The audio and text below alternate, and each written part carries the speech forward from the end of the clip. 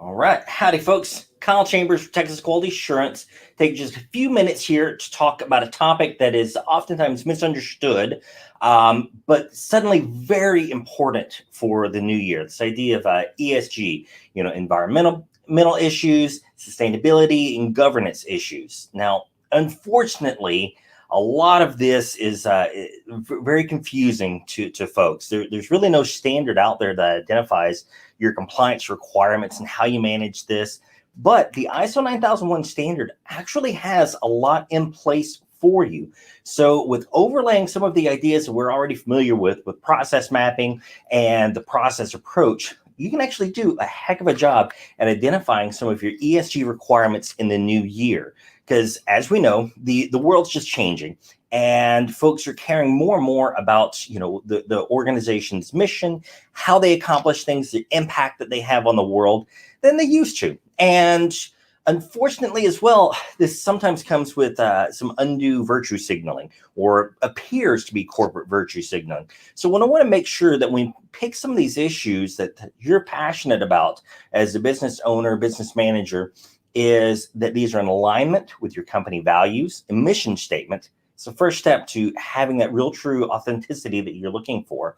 And then you need to set yourself some appropriate goals that are measurable. So we're going to talk about what ISO 9001 says about this, so you can have good goals, good authenticity, and really integrate this as a part of your business and not just some add-on to appear more marketable in the new year.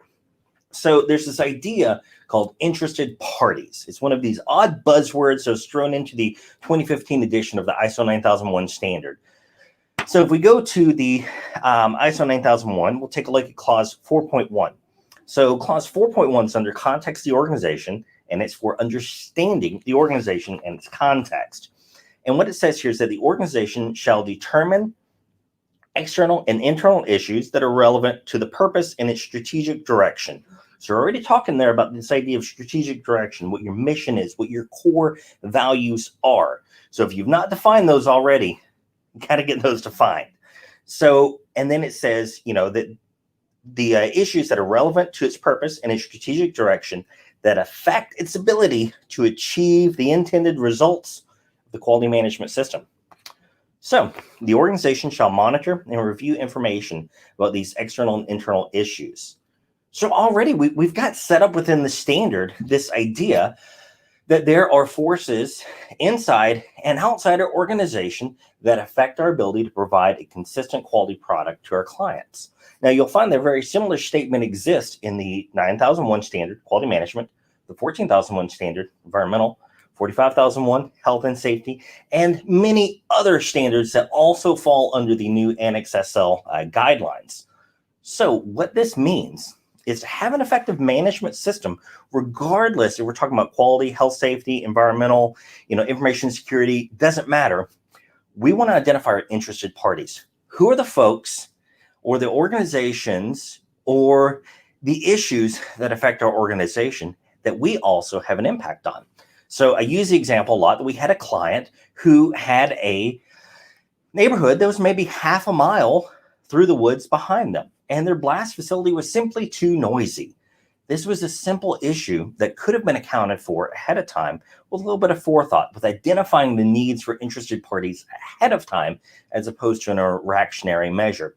And that's really what you're going to find that folks are looking for in the new year. Whether you're looking at customers, the end consumer, investment organizations, banks, they're wanting to see some sort of an ESG influence. And rather than allow this to become another buzzword and another thing that stresses us out that we pile onto the organization, why not integrate it directly within our organization? And if you're already an ISO 9001 certified organization, or you're looking to become one, you already have the framework within the interested parties. So who are your interested parties? What are their needs that you can impact? What are the needs that they have that can impact you?